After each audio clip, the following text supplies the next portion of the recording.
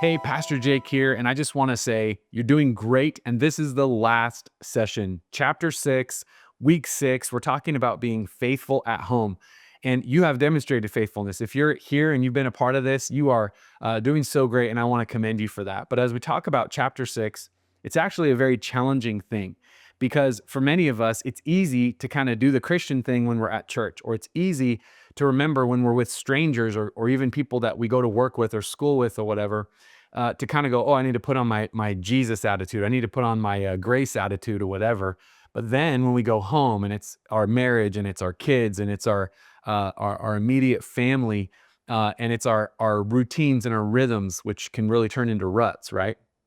That's when our faithfulness bucket kind of leaks way down. And oftentimes, what I'll find in my own life is that the greatest place of discipleship and challenge in my life is not amongst strangers. And it's not at church on a Sunday when I'm with all of you guys worshiping and enjoying the presence of the Lord, but it's that Monday morning, it's that Tuesday evening, it's that Wednesday afternoon when my stocks went down and I'm having a bad day and somebody, was mean to me or whatever. And then I go home and I've got kids that want to connect and my spouse, my wife that I need to be present for. And it's in those moments when Jesus is saying, hey, my grace is sufficient for you.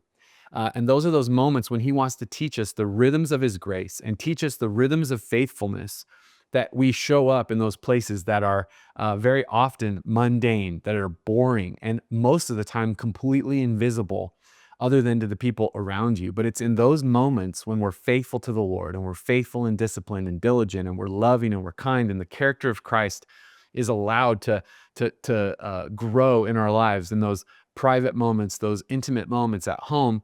Those are the kind of moments that leave a legacy. Those are the moments your children are listening to the sermon that your life is preaching. Those are the moments that healthy marriages rest upon, is when Jesus is actually showing up in your home life, in your private life.